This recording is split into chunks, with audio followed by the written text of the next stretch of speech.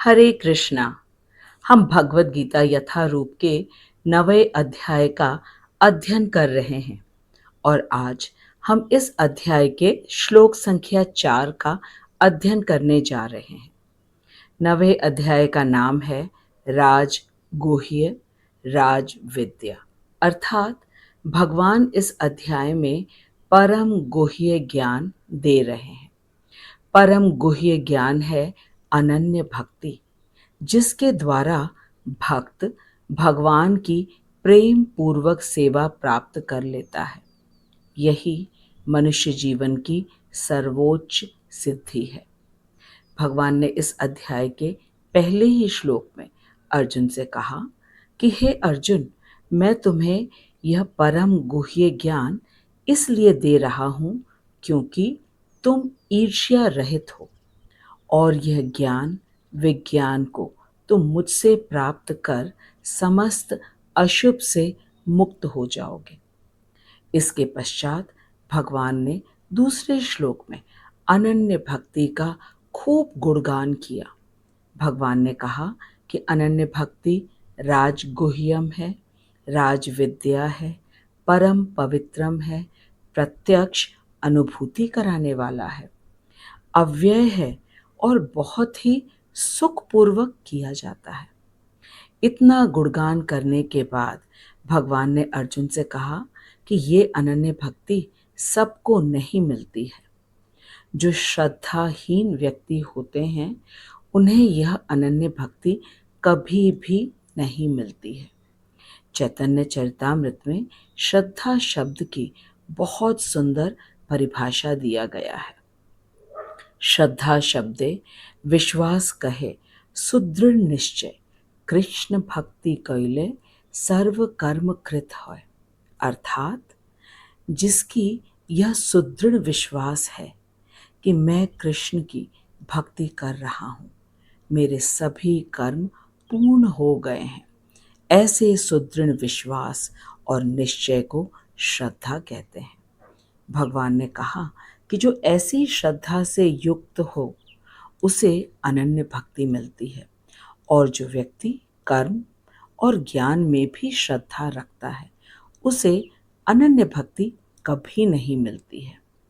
भगवान ने कहा कि अनन्य भक्ति बहुत ही सरल है, सुगम है, लेकिन श्रद्धाहीन व्यक्ति को कभी नहीं मिलती है। इसके पश्चात भगवान श्लोक संख्या 4 में कुछ बहुत ही रोचक पहेली जैसा बता रहे हैं। भगवान कह रहे हैं कि यह संपूर्ण सृष्टि मुझ में अवस्थित है, लेकिन मैं इस सृष्टि में अवस्थित नहीं हूँ। भगवान कह रहे हैं कि यह संपूर्ण सृष्टि मुझ में अवस्थित है, लेकिन मैं इस सृष्टि में अवस्थित नहीं हूँ। आज का श्लोक बहुत ही रोचक एवं ज्ञानवर्धक है। इस श्लोक से लेकर श्लोक संख्या 10 तक भगवान अपने ऐश्वर्य को बताने वाले हैं, जो कि भगवान के दास्य भाव में सेवा करने वालों के लिए अति आवश्यक है। भगवान के गोलोक वृंदावन धाम में दास्य भाव, सख्य भाव, वात्सल्य तथा माधुर्य भाव में सेवा होती है। दास्य भाव में सेवा करने के लिए ऐश्वर्य जानने की आवश्यकता है। सख्य, वात्सल्य तथा माधुर्य भाव में सेवा करने के लिए ऐश्वर्य की कोई आवश्यकता नहीं होती है। गोलोक धाम में सबसे पहले दास्य भाव में सेवा आरंभ होती है और हम सब नित्य कृष्ण दास हैं। इसीलिए हमारे लिए भगवान के ऐश्वर्य को जानना बहुत ही आवश्यक है। तभी हम अनन्य भक्ति के मार्ग में उन्नति कर पाएंगे। भगवान श्लोक संख्या 4 से 10 तक अपने ऐश्वर्य को बता रहे हैं और हमारे आचार्य भगवान के परम गुह्य रहस्यों को हम तक उदाहरण सहित प्रस्तुत कर रहे हैं। आइए अब हम आज के श्लोक को आरंभ करते हैं। मया ततम् इदं सर्वं जगत् अव्यक्तमूर्तिना मत्थानि सर्वभूतानि न चाहं तेषु अवस्थितः। मया ततम् इदं सर्वं जगत् अव्यक्तमूर्तिना मत्थानि सर्वभूतानि न चाहं तेषु अवस्थितः।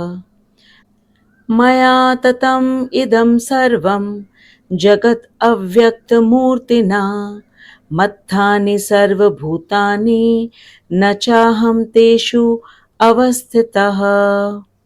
आइए इस महत्वपूर्ण श्लोक को हम श्रील विश्वनाथ चक्रवर्ती ठाकुर के दिए अन्वय, अनुवाद तथा भाव अनुवाद को पढ़कर समझना आरंभ करते हैं। श्रील विश्वनाथ चक्रवर्ती ठाकुर की जय। अव्यक्त मूर्तिना मया, मेरी इंद्रियातीत मूर्ति द्वारा, इदम सर्वम जगत, यह संपूर्ण जगत, ततम व्याप्त है, सर्वभूतानि समस्त भूत, मत्थानि मुझ में अवस्थित है, अहम च किंतु मैं, तेषु उनमें, न अवस्थितः अवस्थित नहीं हूँ। भगवान कह रहे हैं कि मेरी इंद्रियातीत मूर्ति द्वारा यह संपूर्ण जगत व्याप्त है, समस्त भूत मुझ में अवस्थित हैं, किंतु मैं उनमें अवस्थित नहीं हूँ। श्री विश्वनाथ चक्रवर्ती ठाकुर इस श्लोक का अनुवाद करते हुए कह रहे हैं कि इंद्रियातीत मेरी मूर्ति द्वारा यह संपूर्ण जगत व्याप्त है तथा समस्त भूत मुझ में अवस्थित है, किंतु मैं उनमें अवस्थित नहीं हूँ। भगवान ने कहा अव्यक्त मूर्तिना मया, मेरी अव्यक्त मूर्तिना अर्थात मेरी इंद्रियातीत मूर्ति द्वारा, इदम सर्वम जगत, यह संपूर्ण जगत, ततम व्याप्त है, सर्वभूतानि समस्त भूत, मत्थानि मुझ में अवस्थित है, अहम च किंतु मैं, तेषु उनमें, न अवस्थितः अवस्थित नहीं हूँ। श्रील विश्वनाथ चक्रवर्ती ठाकुर अपने भाव अनुवाद में हमसे कह रहे हैं कि श्री भगवान कह रहे हैं कि मेरे दास्य भक्ति में मेरे भक्तों को इतने ऐश्वर्य ज्ञान की अपेक्षा रहती है, सख्य वात्सल्य तथा माधुर्य में मेरे ऐश्वर्य ज्ञान की कोई आवश्यकता नहीं है, और जो मेरे भक्त नहीं हैं वे भी मेरे ऐश्वर्य को नहीं जानते हैं। विश्वनाथ चक्रवर्ती ठाकुर कह रहे हैं कि भगवान कह रहे हैं कि दास्य भक्ति के लिए भक्तों को ऐश्वर्य की, ज्ञान की अपेक्षा रहती है, किंतु सख्य वात्सल्य माधुर्य में इसकी कोई आवश्यकता नहीं, और जो भक्त नहीं है उनके लिए भी भगवान के ऐश्वर्य की कोई आवश्यकता नहीं है। श्रील विश्वनाथ चक्रवर्ती ठाकुर कह रहे हैं कि जो भगवान, जिनकी अव्यक्त या अतीन्द्रिय मूर्ति अर्थात स्वरूप है, वे उन कारणभूत द्वारा संपूर्ण जगत में व्याप्त हैं। आइए एक एक शब्द को सरलता से समझने का प्रयास करते हैं। अव्यक्त का अर्थ है जो जन साधारण के सामने व्यक्त नहीं है। अतीन्द्रिय का अर्थ है जो भौतिक इंद्रियों से परे है। भगवान ने कहा कि वे अव्यक्त मूर्ति हैं, अर्थात वे जन सामान्य के इंद्रियों से परे हैं, लेकिन उनका स्वरूप है, उनकी मूर्ति है। इस बात से ये स्पष्ट हो गया कि भगवान निराकार नहीं है। भगवान ने ये भी कहा कि वे उनके कारणभूत द्वारा संपूर्ण जगत में व्याप्त हैं।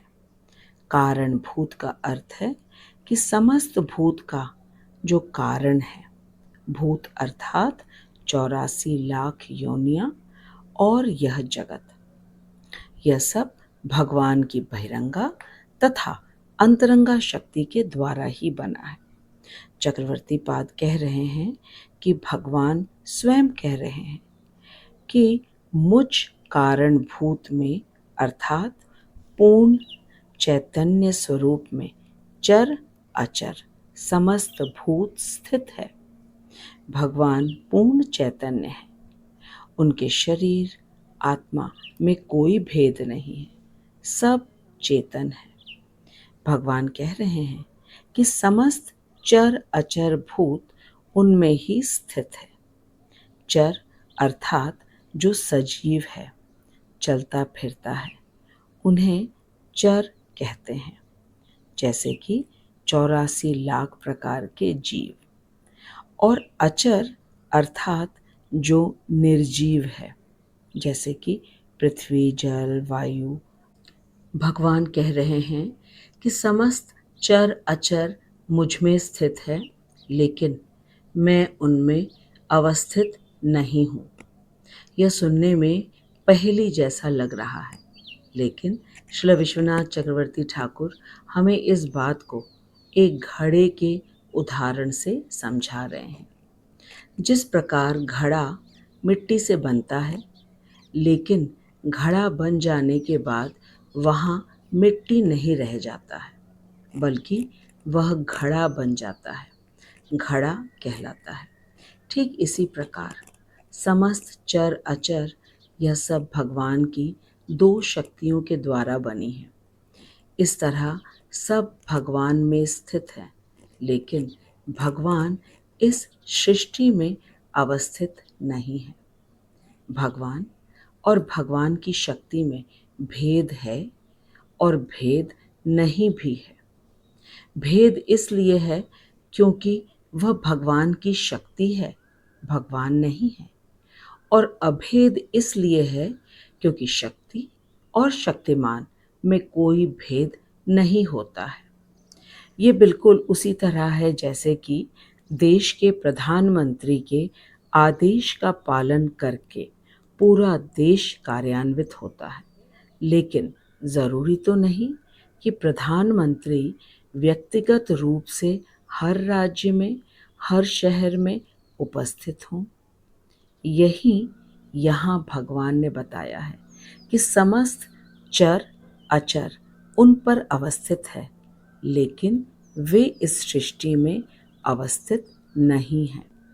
श्री विश्वनाथ चक्रवर्ती ठाकुर हमें बता रहे हैं कि भगवान के इस अचिंत्य भेदा भेद के कारण मायावादी लोग भगवान को समझ नहीं पाते हैं। अचिंत्य अर्थात चिंता के परे। तो अचिंत्य भेदा भेद है भगवान में, और मायावादी इसे समझ नहीं पाते। इस श्लोक में मायावाद के दो सिद्धांतों का खंडन किया गया है। वे दो सिद्धांत हैं परिणामवाद और विवर्तवाद। पहले परिणामवाद को समझते हैं। जो परिणामवाद को मानते हैं वे कहते हैं कि दूध से जब दही बन जाता है तब दूध का अस्तित्व ही नहीं रह जाता है, अतः दूध का परिणाम दही है। इसी तरह भगवान ने इस सृष्टि को बनाया और अब भगवान का अस्तित्व खत्म हो गया। जो कुछ है बस यह सृष्टि है, जीव है, भगवान नहीं। यह है परिणामवाद। कोई भगवान नहीं, केवल सृष्टि है। विवर्तवाद का अर्थ है भ्रम, जैसे रस्सी में सांप का भ्रम होना। इन विवर्तवादियों का कथन है कि जो कुछ भी इस सृष्टि में है सब भगवान है, भगवान छोड़ कुछ और है ही नहीं। परिणामवाद में भगवान ही लुप्त हो गए और विवर्तवाद में जीव और जगत लुप्त हो गया और केवल भगवान है। इन दोनों वादों का खंडन कर दिया है भगवान ने आज के श्लोक में। भगवान ने कहा कि उनका स्वरूप अव्यक्त है सामान्य लोगों के लिए, और सब कुछ उन पर ही आश्रित है, लेकिन वे इस सृष्टि में अवस्थित नहीं हैं। श्रील विश्वनाथ चक्रवर्ती ठाकुर कह रहे हैं कि भगवान ने कहा कि जगत मेरा परिणाम नहीं है, अथवा रस्सी में सर्प भ्रम की भांति जीव या जगत मेरा विवर्त भी नहीं है। जीव और जगत मेरी शक्ति के परिणाम है। भगवान कह रहे हैं कि मैं एक सत्य वस्तु हूँ। जीव और जगत भी सत्य है। जीव और जगत मेरी शक्ति के परिणाम है। हमने 7वें अध्याय में पढ़ा है कि जीव और जगत भगवान की अंतरंगा और बहिरंगा शक्ति से बना है, अर्थात भगवान की शक्ति का परिणाम है, भगवान का परिणाम नहीं है। भगवान ने कहा कि भगवान सत्य हैं, जीव सत्य है और जगत भी सत्य है। फिर भगवान ने कहा कि जीव और जगत उनकी शक्ति के परिणाम है। भगवान सत्य हैं, जीव सत्य हैं, भगवान नित्य हैं, जीव नित्य हैं, किंतु जगत सत्य होते हुए भी अनित्य है, अर्थात नाशवान है। विश्वनाथ चक्रवर्ती ठाकुर कह रहे हैं कि भगवान ने कहा कि जीव और जगत मेरी अभिन्न शक्ति के परिणाम हैं, इसलिए इनसे मेरा भेद और अभेद दोनों है। भगवान ने ये कहा कि जीव और जगत दोनों ही भगवान की शक्ति के परिणाम है। भगवान की शक्ति अर्थात अंतरंगा और बहिरंगा शक्ति के परिणाम है। इसीलिए भगवान से जीव और जगत का भेद है और भेद नहीं भी है। भेद है और अभेद है, इसी को कहते हैं अचिंत्य भेदाभेद। चक्रवर्ती पाद कह रहे हैं, किंतु यह अचिंत्य भेदाभेद शास्त्र द्वारा ही जाना जा सकता है। भगवान स्वयं कह रहे हैं, यह शास्त्र गम्य होने के कारण साधारण बुद्धि से इसे अनुभव नहीं किया जा सकता, इसीलिए इसको अचिंत्य भेदाभेद कहते हैं। हमारे आचार्य कहते हैं कि जब भेद और अभेद दोनों की प्रतीति एक साथ होती है, तब भेद ही प्रबल रूप से दिखाई पड़ता है। उदाहरण के लिए, हम सभी के घरों में टेबल है, सोफा है, बेड है, खिड़की, दरवाजे इत्यादि इत्यादि। ये सभी वस्तुएं हैं तो लकड़ी की। लकड़ी पेड़ों से आती है और पेड़ का स्रोत है मिट्टी। तो देखा जाए तो पेड़ में मिट्टी है, लेकिन हम पेड़ को मिट्टी नहीं कहते हैं। और लकड़ी के अलग अलग फर्नीचर को भी अलग अलग नाम से पुकारते हैं, जैसे कि टेबल, बेड, सोफा इत्यादि इत्यादि। भेद प्रबल रूप से दिख रहा है, अभेद नहीं दिखता है। सब कुछ मिट्टी से आया है, लेकिन हर एक वस्तु को मिट्टी नहीं कहते। आज के श्लोक में भगवान ने परिणामवाद और विवर्तवाद दोनों का ही सिरे से खंडन कर दिया है। परिणामवाद में भगवान ही नहीं है, केवल जीव है, और विवर्तवाद में जीव और जगत नहीं है, सब भगवान है। जबकि भगवान ने बताया कि वे सत्य हैं, जीव सत्य है और जगत भी सत्य है। जब जीव और जगत दोनों भगवान की शक्ति के परिणाम हैं और भगवान सत्य हैं, तो ये भी सत्य हैं। केवल भेद ये है कि जीव और भगवान सत्य और नित्य हैं, लेकिन जगत सत्य होने पर भी नित्य नहीं है।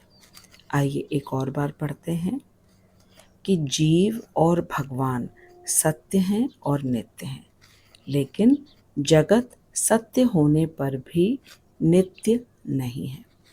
भगवान ने स्वयं कहा कि इस बात को साधारण मनुष्य नहीं समझ पाएगा, लेकिन जो योग्य गुरु की शरणागति को स्वीकार करके भगवत परायण होगा, अर्थात भगवान की कथा, लीला, रूप, गुणों के विषय में सुनने का उसे बहुत उत्कंठा होगी और वह भगवान के विषय में बहुत ही विनम्रता से, उत्कंठा से और पूर्ण श्रद्धा से सुनता है।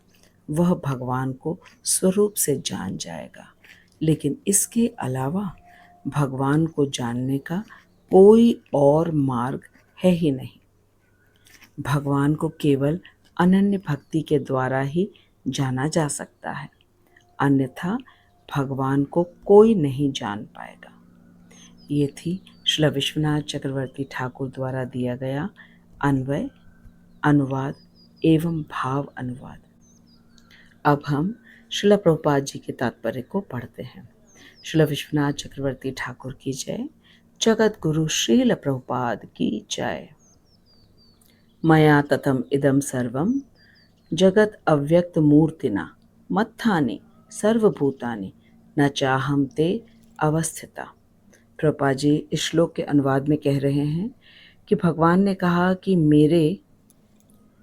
मेरे प्राकृत इंद्रियों से अतीत अव्यक्त रूप द्वारा यह संपूर्ण जगत व्याप्त है। प्रभुपाद जी इस श्लोक के अनुवाद में कह रहे हैं कि भगवान ने कहा कि प्राकृत इंद्रियों से अतीत मेरे अव्यक्त रूप द्वारा यह संपूर्ण जगत व्याप्त है। संपूर्ण चराचर प्राणी मुझ में स्थित है, पर मैं उनमें नहीं हूँ। प्रभुपाद जी अपने तात्पर्य में कह रहे हैं कि भगवान को कुंठित जड़ इंद्रियों द्वारा नहीं जाना जा सकता। यह सिद्धांत है कि भगवान श्री कृष्ण के नाम, यश, लीला विलास आदि को जड़ इंद्रियों द्वारा नहीं जाना जा सकता, लेकिन जो प्रामाणिक आचार्य के आश्रय में शुद्ध भक्ति योग के परायण है, भगवान उस भक्त के हृदय में ही प्रकट होते हैं। ब्रह्म संहिता में उल्लेख है, प्रेमांजन छुरित भक्ति विलोचनेन, अर्थात भगवान गोविंद के प्रति अनुरागमय प्रेम भाव का सेवन करने से अंतर में और बाहर भी भगवान का दर्शन नित्य प्राप्त रहता है। प्रभुपाद जी कह रहे हैं कि जन साधारण के लिए भगवान अगोचर है, अव्यक्त है। श्रील प्रभुपाद कह रहे हैं कि यद्यपि भगवान सर्वव्यापक हैं, सर्वत्र विद्यमान हैं, पर जड़ इंद्रियों से उनकी अनुभूति नहीं होती। परंतु चाहे हम उन्हें देख नहीं सकते, फिर भी सब कुछ वस्तुतः यथार्थ रूप में उन्हीं के आश्रय में स्थित है। प्रभुपाद जी कह रहे हैं कि भगवान सर्वव्यापक हैं और सर्वत्र विद्यमान है, लेकिन जड़ इंद्रियों से उनकी अनुभूति नहीं हो सकती। परंतु भले ही हम उन्हें न देख सके, लेकिन वास्तविक सत्य तो यह है कि सब कुछ उन्हीं के आश्रय में स्थित है।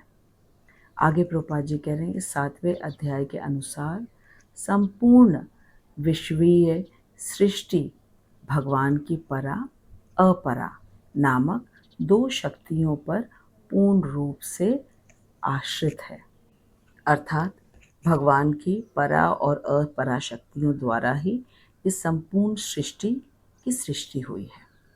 संपूर्ण ब्रह्मांड में सूर्य किरण के विस्तार के समान ही भगवत शक्ति संपूर्ण सृष्टि में विस्तीर्ण हो रही है।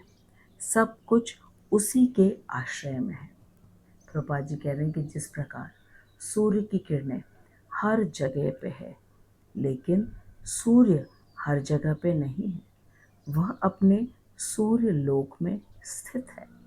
उसी प्रकार समस्त चर अचर भगवान में अवस्थित हैं, लेकिन भगवान उनमें अवस्थित नहीं है। श्रील प्रभुपाद जी कह रहे हैं, इससे यह निष्कर्ष नहीं निकालना चाहिए कि श्री भगवान सर्वव्याप्त हैं, इसीलिए उनका अपना निजी स्वरूप समाप्त हो गया है। जिस प्रकार सूर्य और सूर्य किरणें का उदाहरण दिया गया है कि सूर्य की किरणें हर जगह व्याप्त है, लेकिन सूर्य का अपना एक निजी स्वरूप है। इसी तरीके से ये निष्कर्ष कभी नहीं निकालना चाहिए कि श्री भगवान सर्वव्याप्त हैं, इसीलिए उनका अपना निजी स्वरूप समाप्त हो गया है। प्रभुपाद जी कह रहे हैं कि इस कुतर्क का निराकरण करने के लिए ही भगवान कहते हैं, मैं सर्वव्यापक हूँ और सब कुछ मेरे आश्रित है, फिर भी इस संपूर्ण सृष्टि से मैं असंग हूँ। मत्थानि सर्वभूतानि न चाहम ते अवस्थिता, अर्थात संपूर्ण चराचर प्राणी मुझ में स्थित है, पर मैं उनमें नहीं हूँ, ऐसा भगवान ने आज के श्लोक में कहा है। मत्थानि सर्वभूतानि न चाहम ते अवस्थिता। श्रील प्रभुपाद जी हमें इसी बात को एक राजा के उदाहरण से बता रहे हैं। प्रभुपाद जी कह रहे हैं कि राजा प्रशासन का अधीश्वर होता है। प्रशासन उसकी शक्तियों का एक प्रकाश मात्र है। विविध प्रकाशीय विभाग राजा की विभिन्न शक्तियां हैं तथा प्रत्येक विभाग राजा की सामर्थ्य पर ही आश्रित है, परंतु राजा से यह आशा नहीं की जाती कि वह प्रत्येक विभाग में स्वयं उपस्थित रहेगा। प्रभुपाद जी ने ये एक स्थूल उदाहरण से समझाया है कि राजा के प्रशासन से ही समस्त राज्य चलता है। अलग अलग विभाग अपना अपना कार्य करते हैं। यह सब कुछ राजा के प्रशासन के सामर्थ्य पर ही आश्रित रहता है, परंतु ये आशा नहीं की जाती राजा से कि वह प्रत्येक विभाग में स्वयं उपस्थित रहेगा। इसी प्रकार जो कुछ भी हम देखते हैं, प्राकृत अप्राकृत जितनी सृष्टि है, वह सब कुछ श्री भगवान की शक्ति पर ही आश्रित है।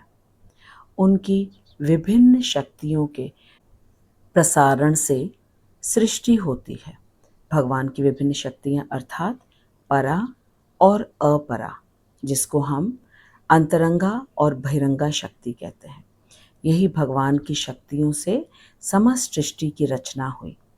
और जैसा भगवद गीता में कहा गया है कि भगवान अपनी शक्तियों के प्रसारण और स्वांश प्रकाश के रूप में वे सर्वत्र विद्यमान हैं, लेकिन ये साधारण मनुष्य को नहीं समझ में आएगा।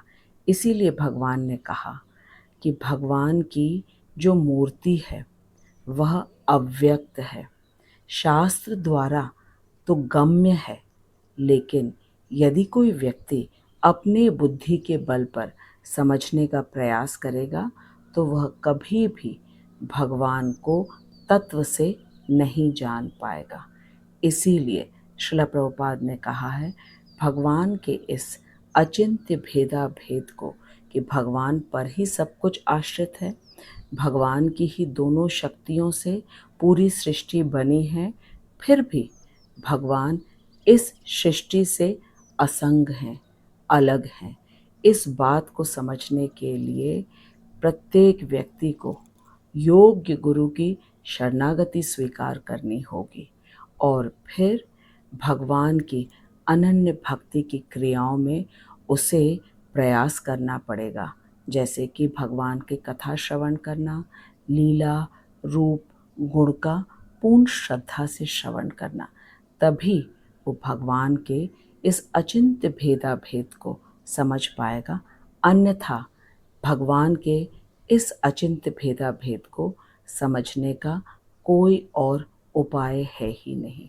इसीलिए आज के श्लोक में भगवान ने स्वयं कहा कि वे संपूर्ण चराचर प्राणी उन्हीं में स्थित हैं। भगवान के ऊपर ही संपूर्ण चर अचर प्राणी स्थित हैं, लेकिन भगवान ने कहा कि मैं उनमें नहीं हूँ। मया ततम इदम सर्वम जगत अव्यक्त मूर्तिना मत्थानि सर्वभूतानि न चाहम तेषु अवस्थिता। भगवान ने कहा कि प्राकृत इंद्रियों से अतीत मेरे अव्यक्त रूप द्वारा यह संपूर्ण जगत व्याप्त है। संपूर्ण चराचर प्राणी मुझ में ही स्थित है, पर मैं उनमें स्थित नहीं हूँ। मैं श्रीला प्रभुपाद, श्री विश्वनाथ चक्रवर्ती ठाकुर और मेरे शिक्षा गुरु हिज ग्रेस हरिमोहन दास प्रभु जी को दंडवत प्रणाम करती हूँ, जिनकी अहेतु की कृपा से हम भगवान के ऐश्वर्य को समझने का प्रयास कर रहे हैं। भगवान के ऐश्वर्य को समझना दास्य भाव में सेवा करने के लिए अत्यंत आवश्यक है, और दास्य भाव से ही अनन्य भक्ति की सेवा आरंभ होती है। इसीलिए मैं आप सभी से प्रार्थना करती हूँ कि हम सब मिलकर के खूब एकाग्र मन से भगवान के एक एक वचन को सुने, समझने का प्रयास करें। मैं आपको खूब हृदय से धन्यवाद देती हूँ कि आप निरंतर भगवान के प्रत्येक वचन को सुन रहे हैं। आप कमेंट बॉक्स में लिखिएगा यदि आपके मन में कोई भी प्रश्न हो। मैं प्रभुपाद जी की कृपा से आपके प्रश्नों के उत्तर देने का पूर्ण प्रयास करूँगी। अब हम अगले सप्ताह मिलेंगे श्लोक संख्या 5 को लेकर। भगवान ने कहा है कि श्लोक संख्या 4 से लेकर श्लोक संख्या 10 तक वे अपने ऐश्वर्य का वर्णन कर रहे हैं, जो कि अनन्य भक्ति के लिए अत्यंत आवश्यक है। दास्य भाव से गोलोक वृंदावन की सेवा प्रारंभ होती है, और इसीलिए भगवान हमें अपने ऐश्वर्य का ज्ञान देते हैं।